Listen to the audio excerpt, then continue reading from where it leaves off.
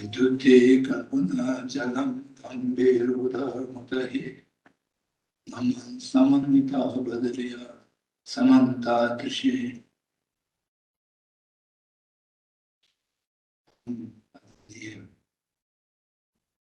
Madam chairperson जी, उपस्थित सभी विद्वत वृंद, मित्रों, मुझे बहुत मजा आ रहे हैं। मैडम ने कुछ गिना दिया, ये सब चीज नाम मात्र की है, उसके पीछे मत जाइएगा। और दर्शन में प्रजापित के सिद्धांत आते हैं। कोई वस्तु को कल्पना के माध्यम से कोई चीज के रूप में प्रजापित कर लीजिए तो वो उसमें हो जाता है। इस तरह से मुझे इसलिए संकोच हो रहा है कि सेवानिवृत्त हुए कोई 13-14 वर्ष हो गया।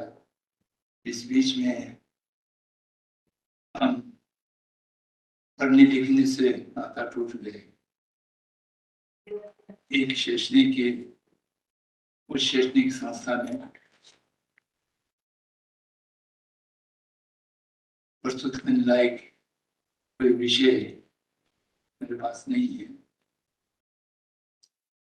और ऐसा जो औपचारिक व्याख्यान होते हैं उसके लिए भी कुछ लिखित या शोध बिंदुओं को लाना चाहिए, ऐसा मेरे पास कुछ है नहीं। लेकिन प्रभा कुमार जी के साथ मेरे बहुत लंबे समय तक सहयोग रूप रहे हैं, तो इनकी आज्ञा हम कर नहीं पाए। कहा कुछ बोलिए, हो सकता है आपके समय बेकार नष्ट हो, फिर भी क्षमा प्रार्थी होते हुए कुछ बात आप सामने रखने की प्रयास करूंगा।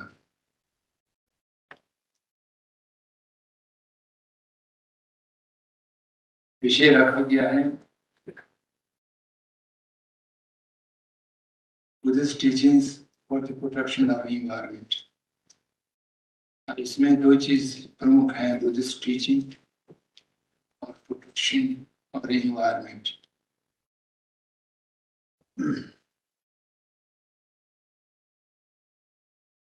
बौद्ध का उपदेश एक बहुत विशाल है।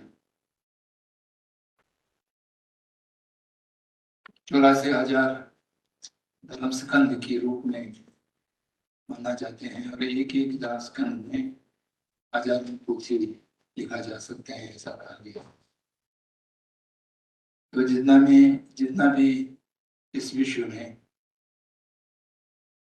धर्म और दर्शन की परंपरा उदय हुआ है, उसमें सबसे विशालता बौद्ध वाङ्मय में मिलते हैं। ज्ञान के रूप से त्रियान, सिद्धांत के रूप से या दर्शन के रूप से 4 दार्शनिक प्रस्थान, निकाय की दृष्टि से 18 या 19 निकाय, तो इन सब में कुछ न कुछ भिन्न उपदेश रहते हैं, और इन सबको समेट करके इस बिंदु पर ले आना कठिन काम है। फिर भी भगवान बुद्ध ने उपदेश के रूप में, जैसा अभी मैडम ने उल्लेख किया है, 4 आया सत्य, 4 आया सत्य में संपूर्ण बौद्ध उपदेश समाहित हो सकते हैं, क्योंकि बुद्धत्व प्राप्त करने की, बुद्धचित उत्पन्न करने की एकमात्र कारण यही रहा है कि समस्त सत्वों को दुख से दुख निवृत्त में कैसा लाया जाए। दुख संतप्त जगत को करुणा की दृष्टि दिखे हुए उसके दुख निवृत्त के लिए वहां खोजा और आयास अटन भाग प्राप्त हुआ, उसको चारायस्त के रूप में उपदेशित किया। दुख सत्य, दुख समुदय सत्य, दुख निरोध सत्य और मार्ग सत्य। इसमें संपूर्ण साधारण बंधन से लेकर के बुद्धत्व तक की जो यात्रा है उनकी समुचित विवरण इसमें समाहित होता है। जगत दुखमय है क्योंकि ये कर्म और क्लेश की बंधन से मुक्ति नहीं है।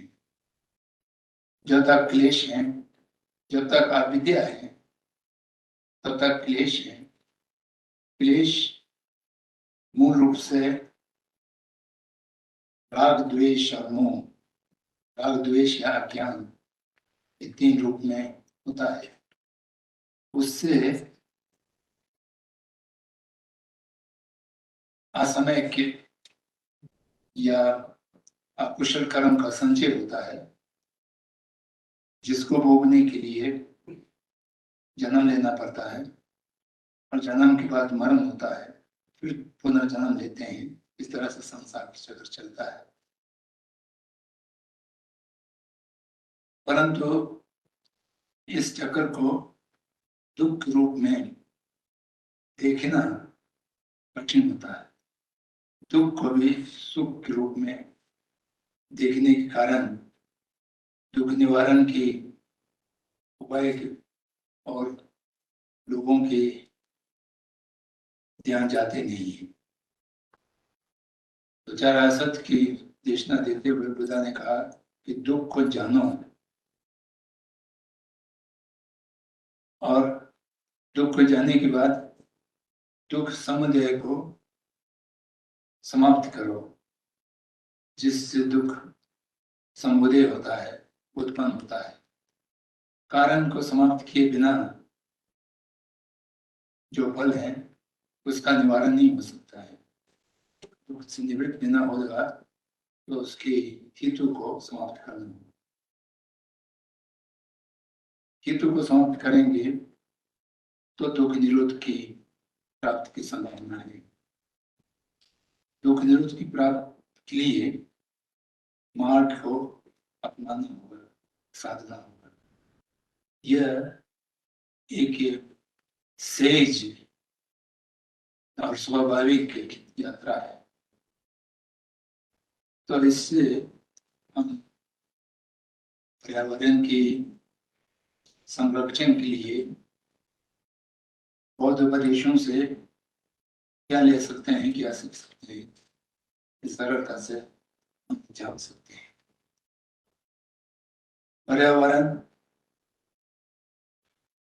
प्रकृति की व्यापक नियम या प्रकृति की व्यापक स्वभाव, इससे पर्यावरण पाते हैं। जल अचल जगत की होता है। जो भी वस्तु जिसकी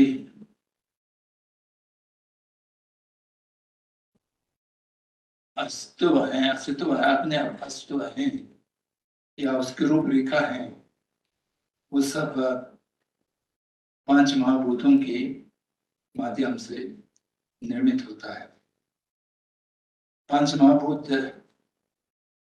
कैसा उत्पन्न होता है, इसका बौद्धों की दृष्टि, जैनों की दृष्टि एक ही जैसे हैं और अन्य उनकी दृष्टि दूसरा है। तो हम संपूर्ण भारतीय दर्शनों को दो वर्ग में विभाजन करें तो ईश्वरवादीन, प्राण ईश्वरवादीन दो में विभाजित किया जा सकता है। चारवाक की तो अभी है नहीं, क्योंकि चारवाक, जैन, बौद्ध, ये तीनों अनिश्वरवादी की बोली में आते हैं। जैन और बौद्ध दोनों समस्त जगत सामूहिक कर्म की फल की रूप में मानते हैं। इसमें रहने वाले जितना सत्व है, सत्व माने जीवधारी हैं, चित्रवान जिसको कहते हैं, उन सब की एक सामूहिक कर्म होता है। सामूहिक कर्म से ये चराचर जगत की निर्माण होता है। जैसा जैसा कुशल कर्म वृद्धि होंगे तो इनके निर्माण भी समय के रूप में, अच्छे के रूप में, दुखदायी के रूप में होंगे। जैसा जैसा कुकर्म वृद्धि होता है तो बाह्य जगत भी उसी रूप से दुखदायी हो जाएंगे। तो ये कर्म के फल के रूप में मानते हैं। ये तो मैं सिद्धांत की बात कर रहा हूँ। धर्म दर्शन को छोड़ करके जो साधारण लोगों की दृष्टि में देखने वाले जो वस्तु हैं, उनकी दृष्टि से या आधुनिक के दृष्टिकोण से,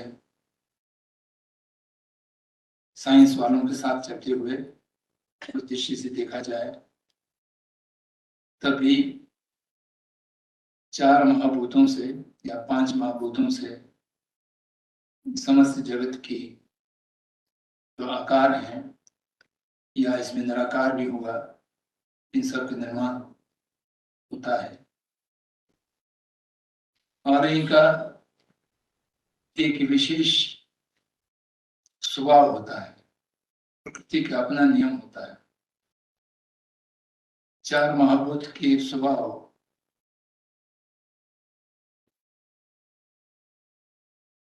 मूल रूप से विपरीत हैं, एक दूसरे के साथ सहयोग नहीं कर सकते हैं, द्वंद्व होंगे। किशन में अग्नि में जल चला जाए तो या तो जल सूख जाएंगे या अग्नि बुझ जाएंगे। वायु और पृथ्वी टकराव होंगे, या तो वायु रुक जाएंगे या पृथ्वी उड़ जाएंगे।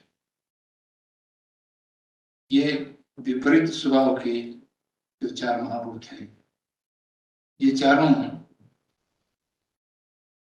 पांचों महाभूत के अंदर कार्य करते हैं।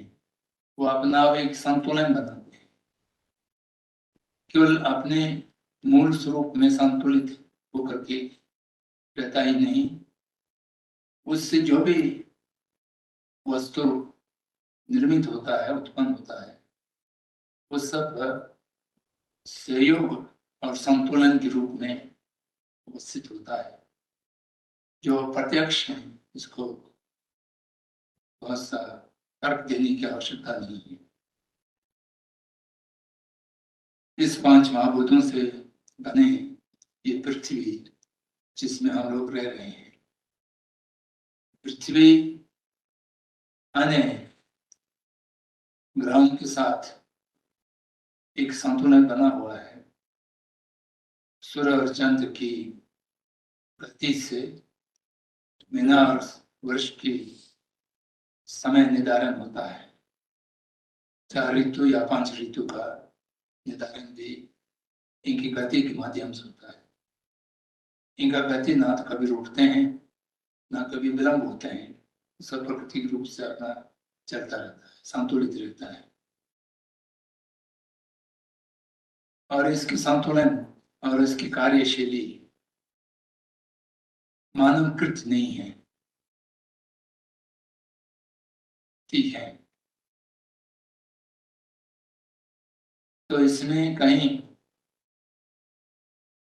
हस्तक्षेप करना प्रकृति के नियम के विरोध है। मानव शरीर जो बहुत अच्छे ढंग से बने हुए हैं, आधुनिक साइंस वाला भी इसको आश्चर्य रूप से देखते हैं, इतना जो बारीक से सारे शरीर की अंग प्रत्यंग कैसा कार्य करते हैं और एक केंद्र बिंदु से उसका संचालन होते हैं और चित्त से उसका कैसा ग्रहण होता है, ऐसा हम देखते हैं। जब तक हमारे शरीर की जो घटक हैं पंच महाभूत, उनका संतुलन और सहयोग ठीक रहता है तो हम स्वस्थ रहते हैं, स्व में स्थित रहते हैं। थोड़ा सा संतुलन बिगड़ जाए, कहीं वायु की वृद्धि हो, कहीं उष्णता की वृद्धि हो, बाकी का कम हो जाए तो हम अस्वस्थ होते हैं, स्वस्थ अनुपस्थित हो जाते हैं, गिर जाते हैं। तो यही बाह्य जगत का भी यही है। जब जब महाभूतों की संतुलन बिगड़ता है उसको हम कहते हैं पर्यावरण प्रदूषित हो गया है, जलवायु का नियम परिवर्तित हो गए, असमय के वर्ष हो रहा है या सूखा पड़ रहे हैं, सारा जो है वो महाभूतों की असंतुलन की और उसकी सहयोग नहीं रहने के कारण से एक दूसरे को सहयोग जब तक दे पाते हैं तब तक वो ठीक रहते हैं। जहां जहां एक दूसरे से टकराव की स्थिति में आ जाते हैं वो सब बिगड़ जाते हैं। ये संपूर्ण जगत को हम पीछे मोड़ करके देखें, हजारों वर्ष की इतिहास थोड़ा बहुत हम लोग जानते हैं, अधिकांश हम नहीं जानते हैं, लेकिन हजारों वर्ष के इतिहास में जितना गत 250-300 वर्ष में इस जगत में परिवर्तन हुआ है, अनेक प्रकार के परिवर्तन हुआ है, उतना पिछले 3-4 हजार वर्षों में संभवतः नहीं हुआ होगा। परिवर्तन की गति पिछले 250-300 वर्ष में वृद्धि हुआ है, उसके चलते पर्यावरण भी उतना ही प्रदूषित और तेजी से हुआ, ये हम सबके सामने दिखाई देते हैं। इसका कारण क्या है? बहुत दृष्टि से जो भी किस समस्या को देखते हैं तो समस्या कारण खोजते हैं,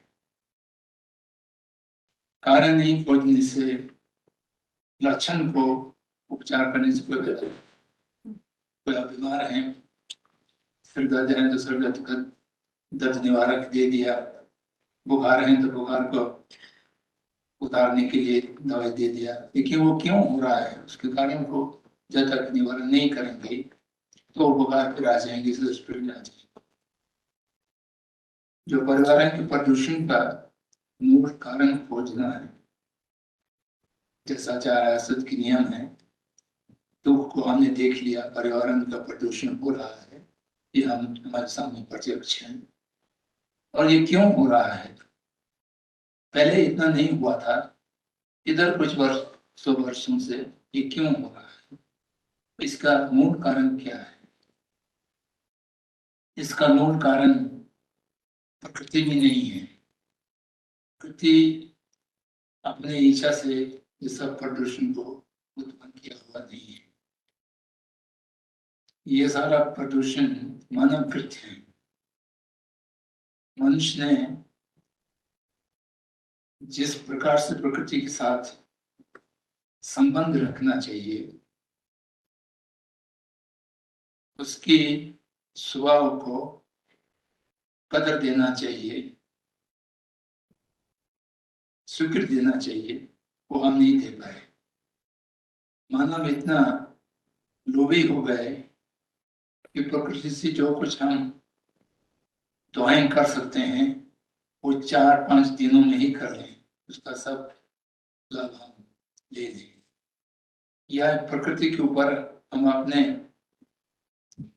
विश्वास बनाए, प्रकृति प्रकृति को हम अपने प्रभाव में, अपने नियंत्रण में ले लिया जाए, ऐसा कोई इच्छा मनुष्य की तृष्णा में उत्पन्न हुआ है।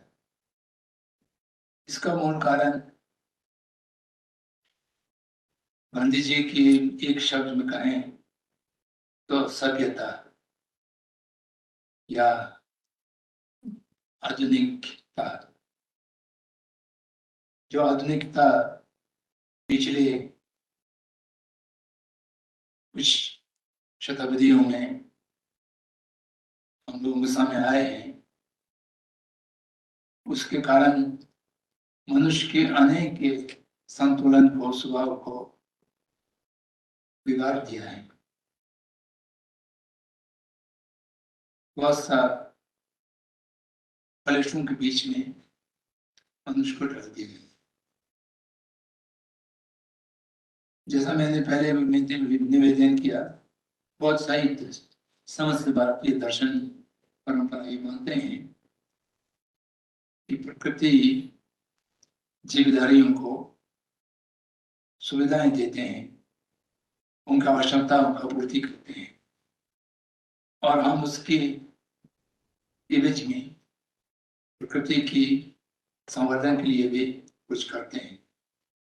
आदान प्रदान चलता है तो मनुष्य भी ठीक रहते हैं, जीव जंतु भी ठीक रहते हैं, प्रकृति भी अपना संतुलन को बिना कोई रह सकते हैं।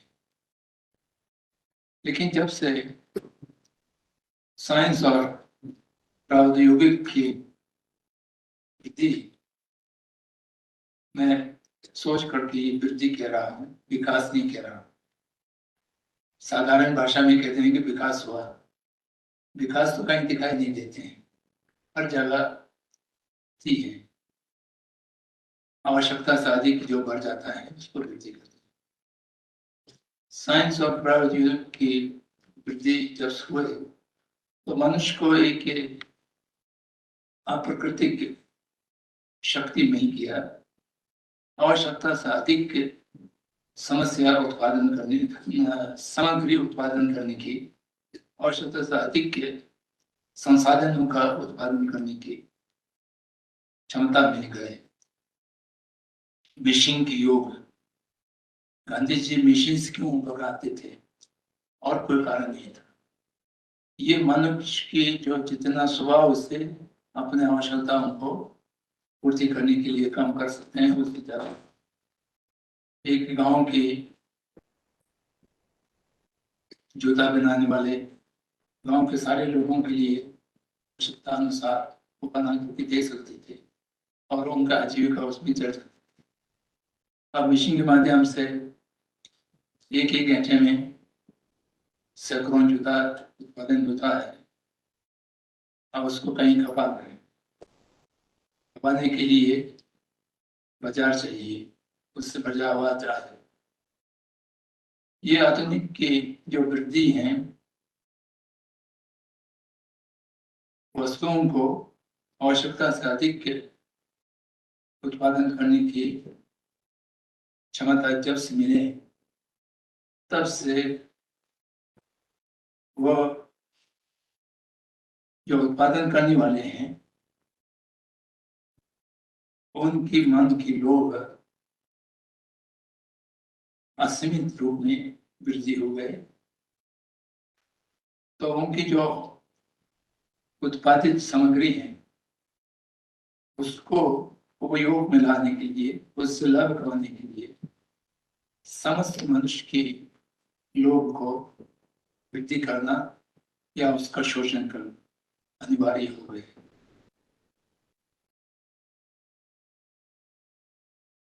तो इसलिए शोध किया, सोचा गया कैसा करना चाहिए, तो ये पाया कि मनुष्य की नकारात्मक भावनाओं को वृद्धि करने के लिए बहुत सरल उपाय है। उन पर तुलना करना सीखिए और स्पर्धा करना सीखिए। जो तुलना करेगा तो उसका स्पर्धा भी होगा। कंपैरिजन एंड कंपटीशन, ये जब हो जाएंगे तो मनुष्य की स्वभाव में सहयोग रूप में रहने का कम हो जाएंगे, स्पर्धा करने का स्वभाव ज्यादा हो जाएंगे। अब वो मानव मानव के बीच में भी और मानव और प्रकृति के बीच में भी हर जगह इसको संचालित करने की प्रयास किएंगे। शिक्षा पद्धति नहीं कहना चाहिए, एजुकेशन पद्धति में ब्रेन वॉशिंग और इंडोक्ट्रिनेशन के उपाय लोगों ने खोज लिया। मनुष्य के दिमाग में ऐसा विचार डाल दो कि हर चीज उनको चाहिए, उनकी आवश्यकता का कोई सीमा नहीं। जब आवश्यकता से अधिक जो हम भोग करने लगे तो मनुष्य उपयोगिक के रूप से परिवर्तित होकर के उपभोगी हो गया। मानव वस्तुओं का उपयोग कर सकते हैं, उपयोग करना उनका अधिकार है, जन्म से अधिकार है, लेकिन वो उपभोग करने वाला हो जाता है तो अंत में कहते हैं कंज्यूमर। हम पिछले जमाने में यूजर थे, यूज करते थे, अब यूज करने से काम नहीं चल रहा है तो हमको बना दिया कंज्यूमर। अब जितना कंज्यूम करिए उतना वो अच्छा है। विदेशी भाषा में कहते हैं सक्सेस, ये सक्सेसफुल व्यापारी है, ये सक्सेसफुल कार्यकर्ता है। सक्सेस की मापदंड जो है, कामयाब होने के मापदंड जो है, वो कितना उपभोग करते हैं, कितना कंज्यूम करते हैं, इससे इतना। और उसके साथ साथ प्रकृति के ऊपर अपना शक्ति आजमाने की और प्रकृति को अपने नियंत्रण में लेने की प्रयास करने लगे। और उसके साथ साथ हर चीज जो अनावश्यक है उसको आवश्यक बनाने की प्रक्रिया में जुट गए।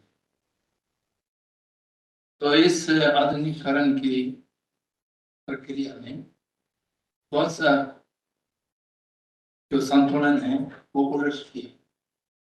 स्व और पर में परंपरा के माध्यम से हम पर को जितना ज्यादा महत्व देते थे, स्व को कम महत्व देते थे।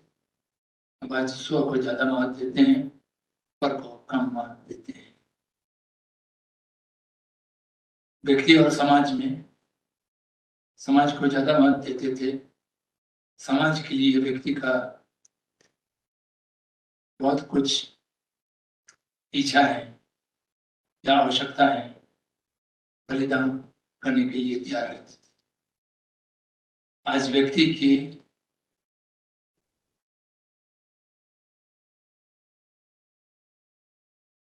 जो अधिकार हैं वो समाज से ज्यादा बताया गया है।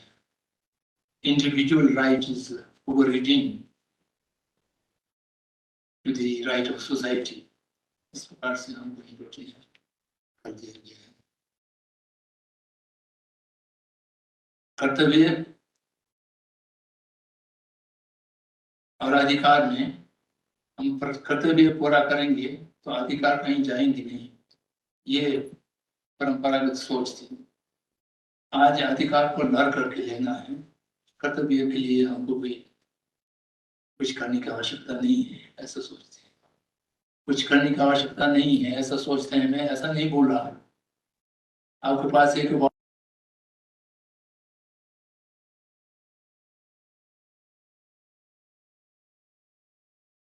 द्वितीय विश्व युद्ध की बाद में बहुत सोच समझ करके इसको बनाया था।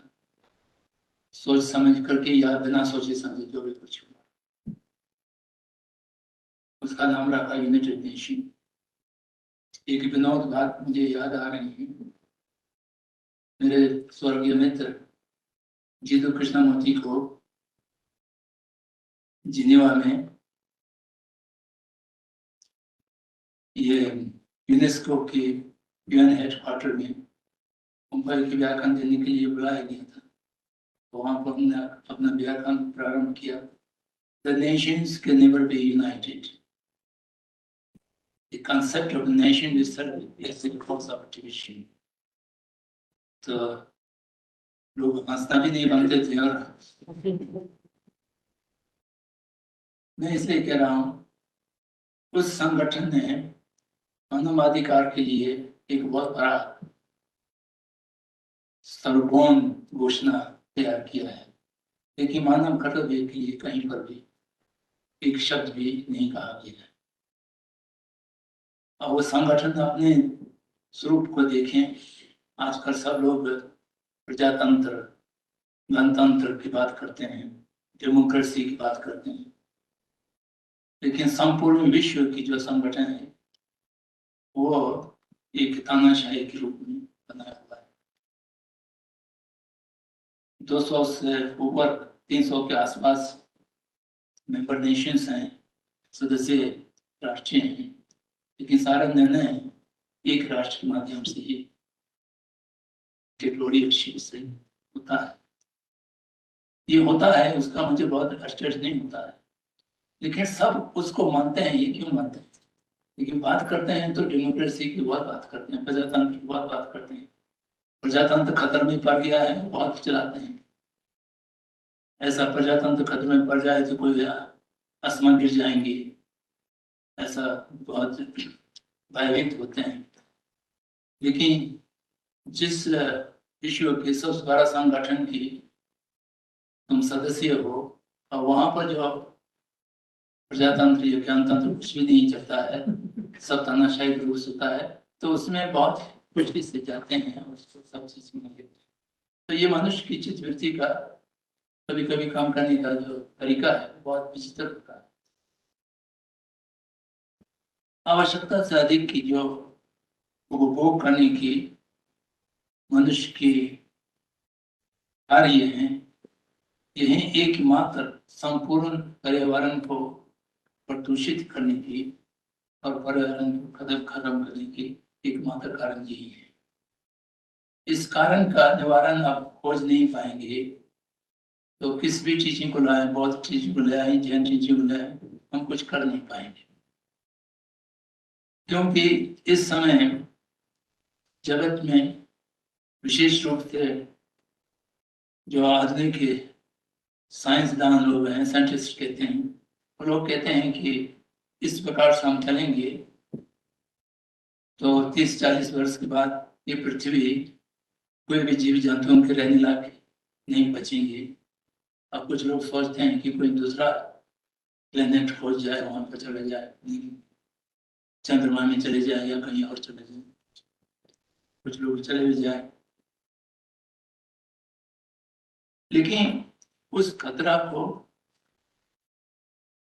से कैसा बच जाए, ये सोचने की प्रवृत्ति किसी में भी नहीं है।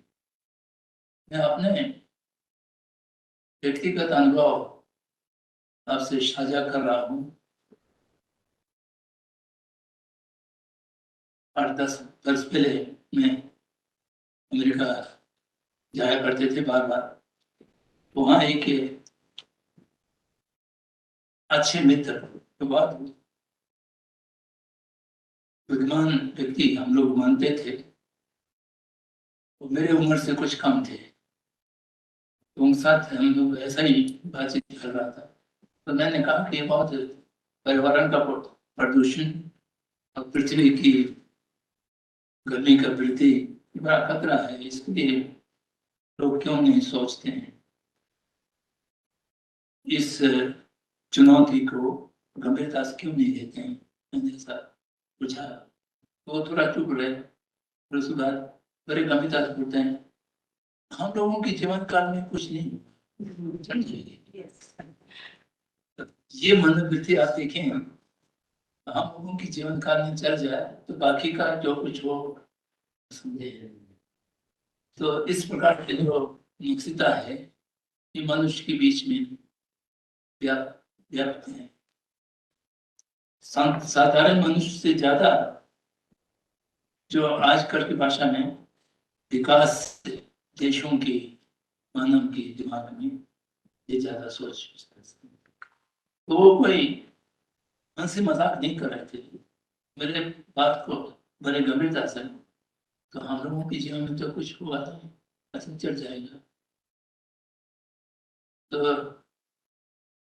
उसी से मुझे याद आता है जिस संगठन को मैं अभी जिक्र कर रहा था, उल्लेख कर रहा था, यूएनएम ने 2015 में बहुत दिनों की विचार विमर्श के बाद SDG 17 नाम का एक दस्तावेज आप सब जानते ही हैं, सस्टेनेबल डेवलपमेंट गोल्स, और उसमें 17 चीज अंकित किया गया है और 2023 तक उसको प्राप्त करेंगे, सब चीजें किया। लेकिन आज तक उसमें एक भी काम नहीं हुआ।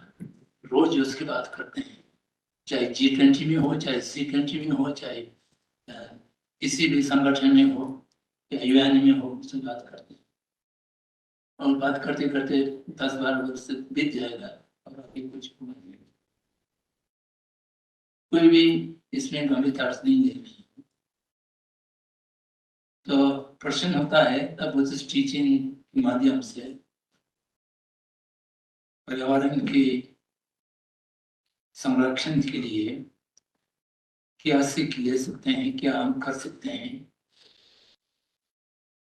तो इसमें सबसे पहला तो मुझे ये बात याद आते हैं कि तथागत बुद्ध के उपदेश में मनुष्य को आवश्यकता से अधिक उपभोग नहीं करना चाहिए, आवश्यकता से अधिक उपभोग करने के लिए संचय नहीं करना चाहिए। वस्तुओं को उपभोग करना और संचय करना, ये दोनों निषेध है। तो इस उपदेश को गंभीरता से लें, हम कोई चीज आवश्यकता से अधिक बिना आवश्यकता के उपभोग ना करें और जो बिना आवश्यक की वस्तुओं को संचय ना करें। जो कुछ आवश्यकता है उसकी पूर्ति होने पर संतोष की मनोवृत्ति को विकसित करने की चेष्टा करें। अगर कुछ आवश्यकता में कमी भी होते हैं तो उसके साथ पर्यावरण के या अन्य लोगों के हित में थोड़ा बहुत अपने को संयम में रख करके बलिदान देने के प्रयास करें। और अनावश्यक चीज केवल मानव व्यक्तिगत मानवों पे नहीं है, समूह में, राष्ट्र में, देश में भी इसका है। विकास के नाम से जो अंधाधुंध प्रकृति को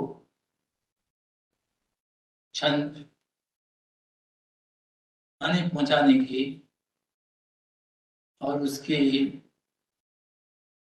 विध्वंस करने के जो कार्य चल रहे हैं, और उसमें विशेष रूप से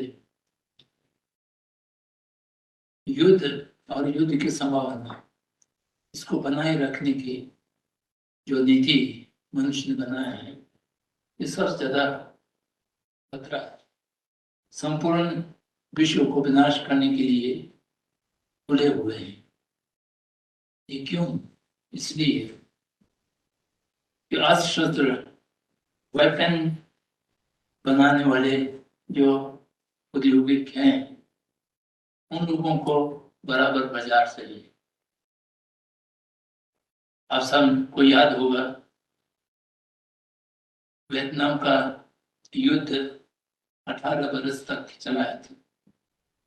वो जीतने के लिए या समाप्त करने के लिए दोनों उद्देश्य नहीं थे। उस समय अमेरिका युद्ध जीतना चाहे तो 24 घंटे में जीत सकते थे, जैसा उन्होंने जापान में दूसरा विश्व युद्ध जीता है, उस ढंग से जीत सकते थे। अगर उनको बंद करना हो, युद्ध को छोड़ना हो, तब तो उनका इच्छा बहुत सरलता छोड़ सकते थे, लेकिन वो दोनों नहीं था।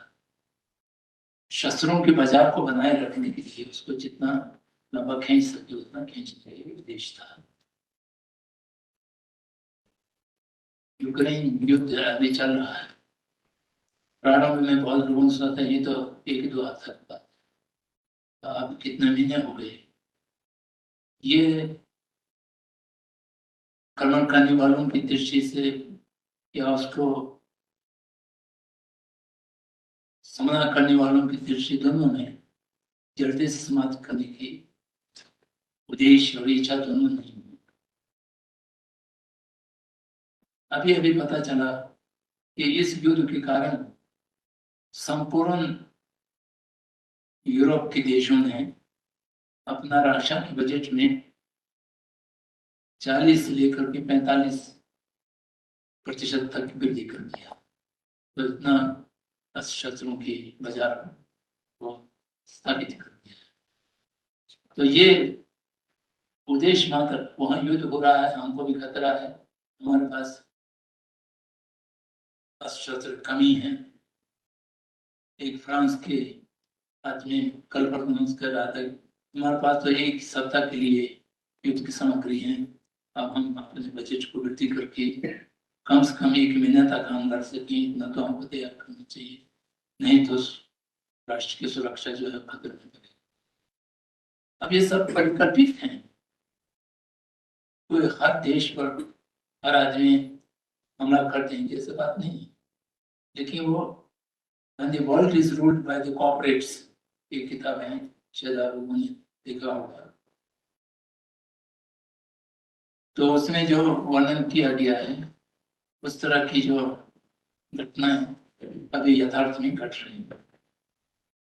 कोई भी सरकार में ऐसा नहीं जानता हूँ जो किस कॉर्पोरेट के आदेश को पालन करना नहीं पड़ता।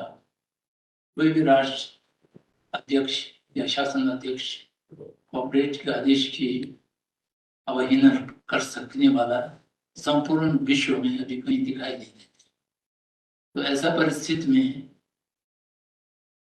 एक तो एक मानसिकता भी डाल रहे हैं कि यह पर्यावरण का प्रदूषण है, ये हमारा इसका संरक्षण करने को तो छोड़ दीजिए, इसके लिए कोई थोड़ा बहुत मरम्मत करने की, जीर्णोद्धार करने की संभावना भी नहीं है। ऐसा भी ग्रीनवॉशिंग और इंडोक्ट्रिनेशन लोग चल रहे हैं। एक शब्द बनाए हैं, पॉइंट ऑफ नो रिटर्न। हम लोग ऐसे जगह पर पहुंच गया है, अब यहाँ से लौट कर नहीं जा सकते।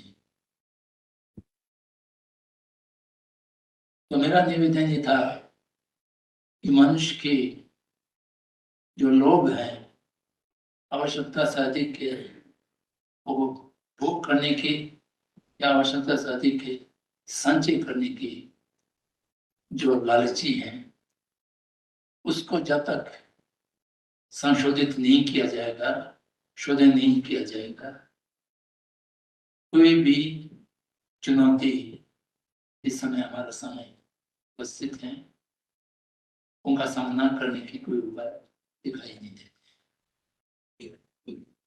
तो इसलिए सामूहिक रूप से कुछ करने की संभावना नहीं बनते हो, तभी व्यक्तिगत के स्तर पर हम क्या कर सकते हैं, इस पर सोचने की आवश्यकता ज्यादा लगता है। मेरे कुछ मित्र लोगों ने यूरोप में एक छोटा मोटा कार्य चला रहे हैं, तो उसका नाम रखा है better me, better we, better world, BWW करके। वो कभी कभी बैठ करके विचार करते हैं और लोग उससे कहते हैं कि अब पहले मैं कैसा सुधरूं और इससे हम कैसा सुधर सकते हैं, तब हम जाकर के विश्व को सुधारने की कुछ परिकल्पना, कुछ इच्छा, कुछ कार्य कर सकें। तो वो मुझे लगता है कि हम कुछ ज्यादा पैमाने पर कुछ कर सकें या ना सकें, दुनिया में कोई परिवर्तन ला सकें या ना ला सकें, लेकिन कम से कम स्वयं को इस पृथ्वी को नष्ट करने के कार्य में भाग लेने से बचा जाए। हम इसकी जिम्मेदारी नहीं ले सकते हैं। हम अपनी दृष्टि से हम पानी को जाया नहीं करेंगे, आवश्यकता से अधिक बिजली नहीं जलाएंगे, आवश्यकता से अधिक कार नहीं चलाएंगे, आवश्यकता से अधिक कोई संचय नहीं करेंगे। कहीं पेड़ काटते हो तो प्रयास करेंगे कि उसको रोका जा सके, संभव हो तो कोई पेड़ लगाया जाए। तो इस तरह से व्यक्तिगत स्तर पर इस पर्यावरण को, इस प्रकृति को अपने ओर से संरक्षित करने की प्रयास करना और अपने को इसके विध्वंस के, इसके प्रदूषण की कार्य में भागीदारी ना हो। कृष्णमूर्ति कभी कभी कहा करते थे, अगर धारा के विपरीत में आप अपने को जा ना सकें तो धारा से पार आ सकते हैं। उन्होंने एक नाम दिया इसको, stepping out theory. If you cannot swim against the current, you can step in out from the river. तो ये स्टेपिंग आउट भी बड़े पैमाने पर एक दूसरे को देखते हुए बड़े पैमाने पर कोई कर ले तो मेरे ख्याल से उससे कुछ न कुछ समाधान मिल सकेंगे, और समाधान नहीं भी मिले तो हम इसमें भागीदार हों। इस सोच से, इस दुख से हम अपने को अलग रख सकते हैं। इतना भी स्वयं की ओर से पर्यावरण की संरक्षण में योगदान अवश्य होगा, ऐसा लगता है। कुछ लोग कहते हैं ये तो निराशावादी की सोच है, इससे बहुत कुछ होने वाला नहीं। आशावादी के रूप से हम क्या कर सकते हैं, उस सोच को बंद करने की जरूरत नहीं है। देखिए अभी इस समय हम क्या कर सकते हैं, ये चाहे निराशावादी हो या जो भी हो, हर व्यक्ति मैं इस समय क्या कर सकता हूँ वो करके फिर बाकी लोगों को करने के लिए कहें तो वो शायद उसके कथन में भी ज्यादा बल रहेगा और उस कथन को मानने वाले भी अधिक होगा, ऐसा मुझे प्रतीत होता है।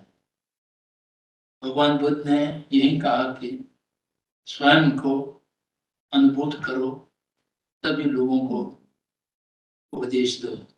स्वयं को अनुभूत करने के बाद जो बाकी को उपदेश देना मात्र खाली शब्द है। तो ये हम गंभीरता सोचें तो अपने स्तर पर, अपने छोटे समूह स्तर पर, दल के स्तर पर, गांव के स्तर पर, एक प्रदेश के स्तर पर, फिर उसको धीरे धीरे कैसा, और ये जो संपूर्ण जगत में एक नए परिवर्तन लाने की कार्य 5 वर्ष, 10 वर्ष, 100 वर्ष नहीं हुए।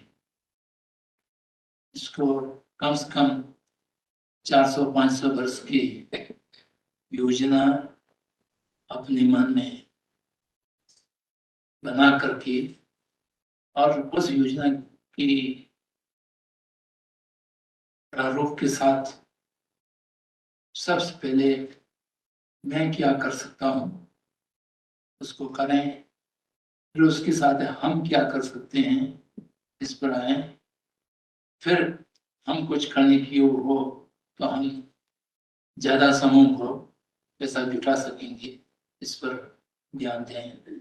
ऐसा कुछ करने से हमें थोड़ा बहुत कुछ कर पाएंगे।